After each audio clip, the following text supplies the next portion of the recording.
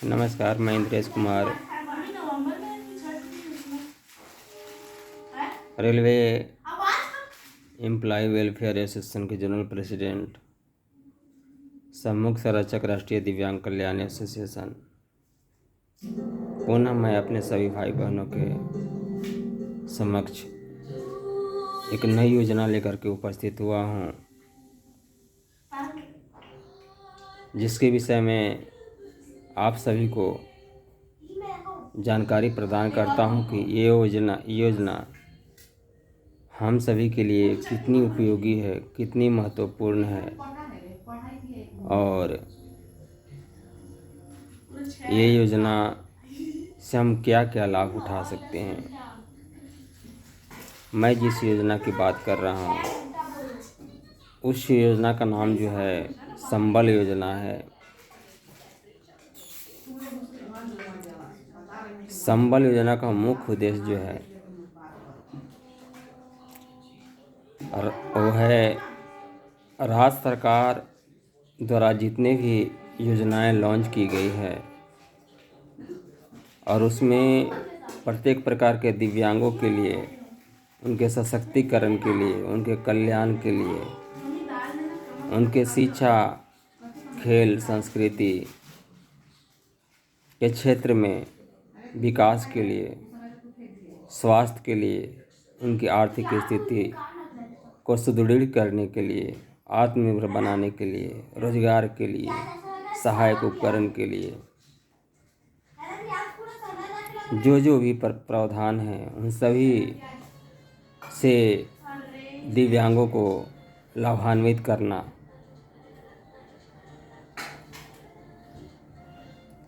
कोई दिव्यांग किसी भी कल्याण से या किसी भी अधिकार से वंचित न रहे, यही संबल योजना का मुख्य उद्देश्य है। हमारे बिहार में भी संबल योजना लागू है और संबल योजना का जो दूसरा नाम बिहार में दिया गया है वो है मुख्यमंत्री दिव्यांग सशक्तिकरण योजना। संबल योजना का बिहार में दूसरा नाम मुख्यमंत्री दिव्यांगजन सशक्तिकरण योजना है। संबल योजना के तहत दिव्यांगों को स्वरोजगार हेतु लोन मुहैया कराया जाता है। उनके कार्य कुशलता को बढ़ाने के लिए कार्य कौशल प्रशिक्षण दिया जाता है। शिक्षा के क्षेत्र में विकास हेतु विशेष दिव्यांग लोगों को निःशुल्क शिक्षा और विशेष रूप से शिक्षा केंद्र की व्यवस्था का प्रावधान है। विशेष रूप से दिव्यांगता के क्षेत्र में प्रशिक्षण प्राप्त शिक्षकों का नियोजन का प्रावधान है। खेल के क्षेत्र में प्रोत्साहन हेतु जितनी भी उपयोगी चीज़ें हैं, खेल का मैदान हो या खेल सामग्री हो या किसी भी प्रकार के खेल में किसी भी दिव्यांग को अगर किसी भी प्रकार के अवरोध का सामना करना पड़े, उस अवरोध को कैसे दूर किया जा सकता है, किस उपकरण के माध्यम से दूर किया जा सकता है, उस उपकरण की व्यवस्था करना भी संबल योजना का मुख्य लक्ष्य है। संबल योजना की पात्रता के लिए अथवा संबल योजना के तहत लाभ प्राप्त करने के लिए कुछ योग्यता होना जरूरी है। पात्रता के लिए योग्यता होना जरूरी है।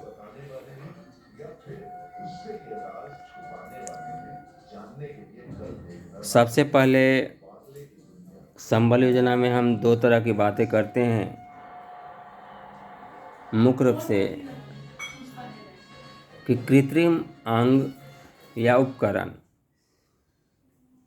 प्राप्त करने के लिए संबल योजना के तहत हम कृत्रिम अंग या किसी भी प्रकार के उपकरण कौन सा उपकरण जैसे व्हील चेयर हो गया, मोटराइज स्कूटी हो गई, बैटरी चालित ट्राईसाइकिल हो गई, केन हो गया, बैसाखी हो गई, हियरिंग एड्स हो गया, चश्मा हो गया, लैपटॉप हो गया, डेस्कटॉप हो गया, स्पेशल फर्नीचर हो गया, हार्डवेयर, सॉफ्टवेयर्स, प्रोजेक्टर्स, ब्रेल से रिलेटेड और अन्य किसी भी प्रकार के उपकरण जो दिव्यांगता के क्षेत्र में सहायक हो, वो संबल योजना के माध्यम से प्रदान किया जाता है।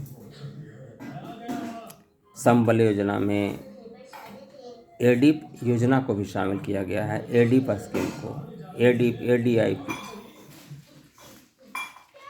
एडीपी, एडीपी की मतलब हुआ assistant to disabled person. Assistant to disabled person योजना के तहत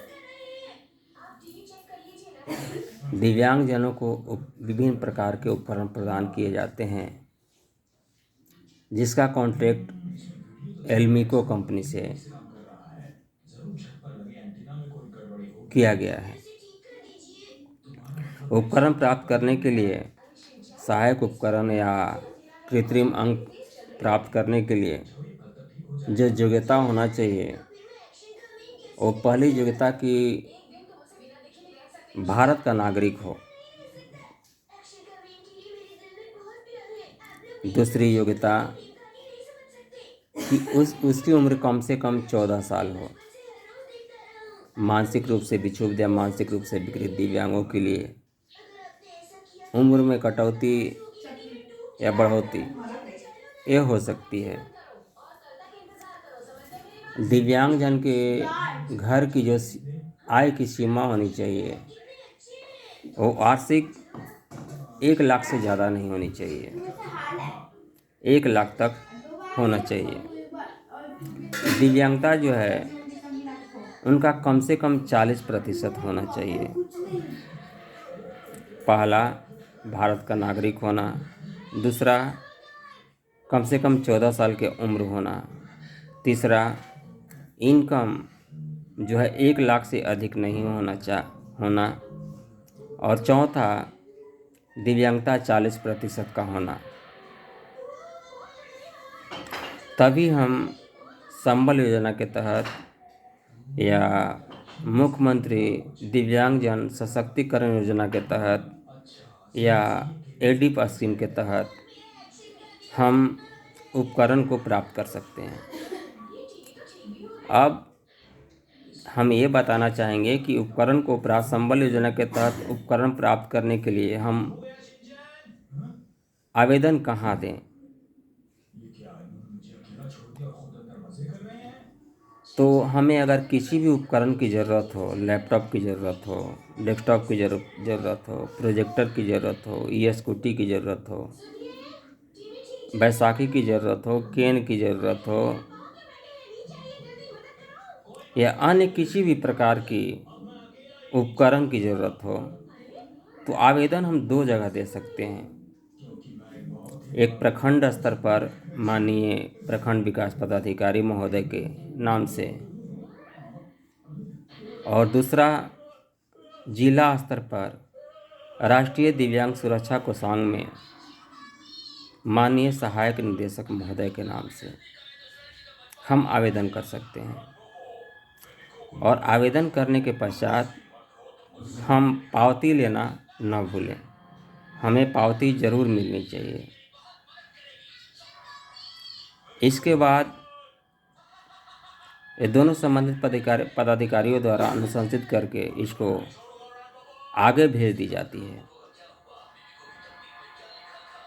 तब हमें जो उपकरण की ज़रूरत होती है वो हमारे लिए उपकरण खरीद कर प्रदान की जाती है। संबल योजना का जो दूसरा उद्देश्य है वो स्वरोजगार ऋण है।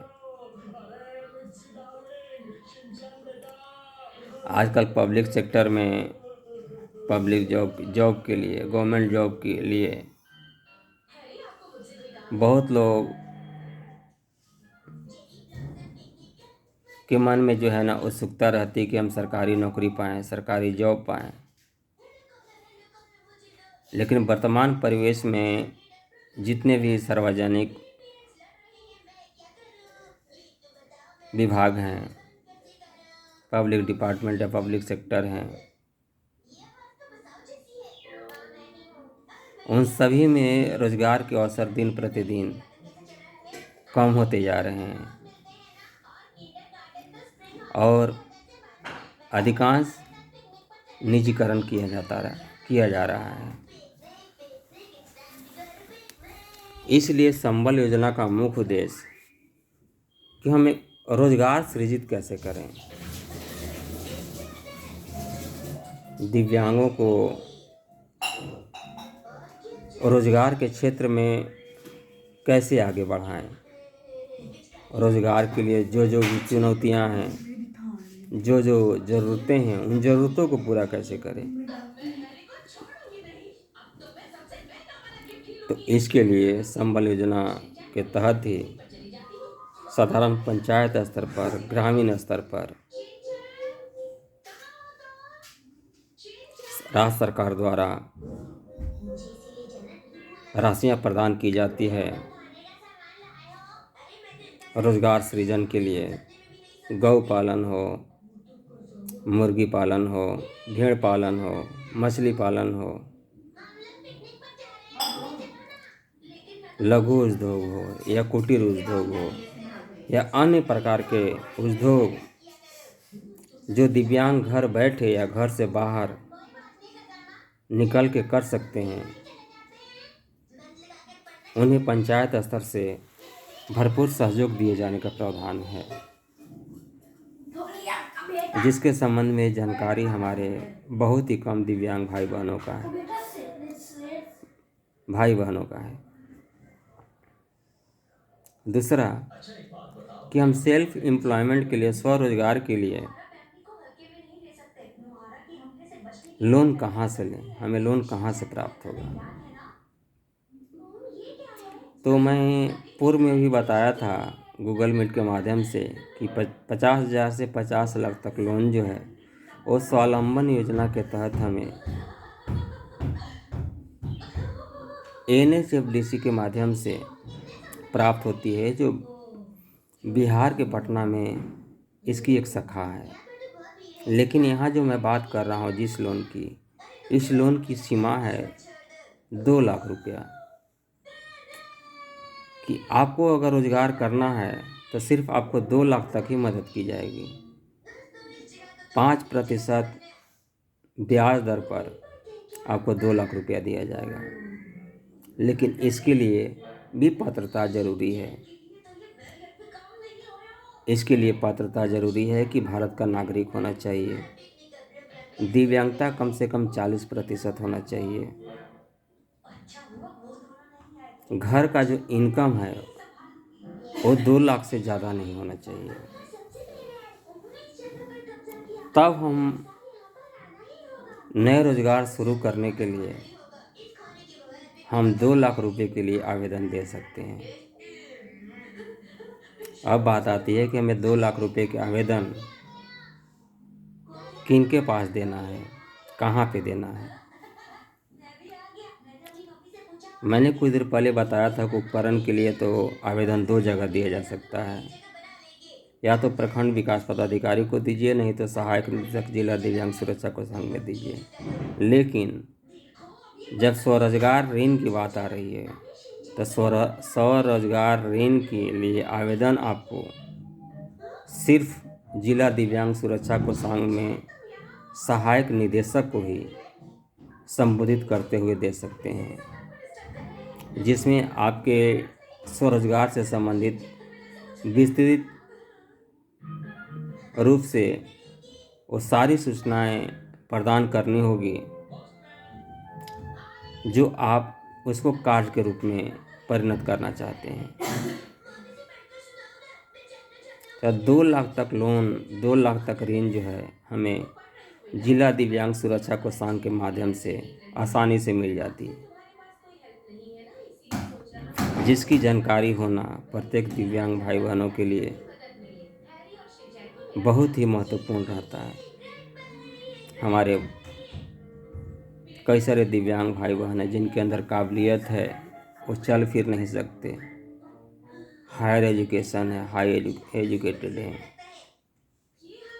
लेकिन पूंजी के अभाव में या जानकारी के अभाव में वो आगे नहीं बढ़ पा रहे हैं और उनके पैरों में अवरोध नाम की बेड़िया पड़ी हुई है। तो इस वीडियो को देख करके इसमें जो भी मैंने जानकारी प्रदान की, इस जानकारी को अधिक से अधिक लोगों के बीच में, हमारे भाई बहनों के बीच में शेयर करें, ताकि ये जानकारी का लाभ उठाते हुए वे किसी की मोहताज न बनकर आत्मनिर्भर बन सकें।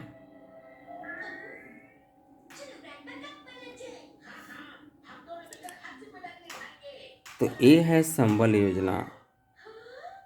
संबल योजना का तीसरा जो उद्देश्य है वो है एक्सेसिबिलिटी, आसानी से पहुंच। जितने भी public buildings, malls, hospitals, universities, colleges, schools, ये सारे भवन बन रहे हैं। इस संबल योजना के तहत ये सारे भवनों को 2022 तक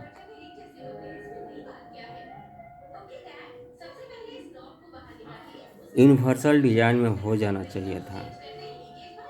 यूनिवर्सल डिजाइन मतलब सार्वभौमिक आकार, मतलब उसमें सारे बेसिक इंफ्रास्ट्रक्चर होना चाहिए जो दिव्यांगों के लिए ज़रूरी है। जो दिव्यांग भाई या बहन को तीसरी मंजिल के किसी अधिकारी से मिलना है तो उसके लिए ऐसी व्यवस्था हो जो नीचे से ऊपर तक आसानी से बेहिचक, बिना किसी के सहारे, वो उस उपकरण के माध्यम से या जो उस बिल्डिंग में सुविधाएं दी गई हो उन सुविधाओं को लेकर के वो संबंधित पदाधिकारी या संबंधित व्यक्ति से मुलाकात आसानी से कर सकें। प्रत्येक ऐसे पब्लिक प्लेसेज में, पब्लिक बिल्डिंग्स में दिव्यांगों के लिए अलग पार्किंग की व्यवस्था होनी चाहिए। अगर 4 चक्का वाला गाड़ी से जाते हैं या किसी वाहन से जाते हैं तो उनकी वाहन रखने की व्यवस्था जो है वो अलग होनी चाहिए। जेब्रा क्रॉसिंग होनी चाहिए। जहाँ किसी भी दिव्यांग को जाने से खतरा हो वैसी जगह पर वार्निंग बेल लगाना चाहिए, सिग्नेज होना चाहिए।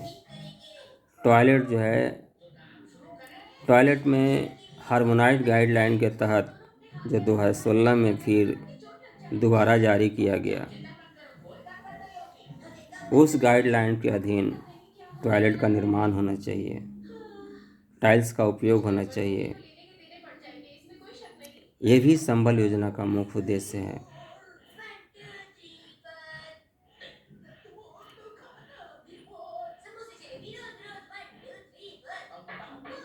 तो संबल योजना हमारे जीवन में कितना महत्वपूर्ण है और इससे हम क्या क्या लाभ प्राप्त कर सकते हैं, इन सभी चीज़ों के विषय में मैंने आपको अवगत कराया।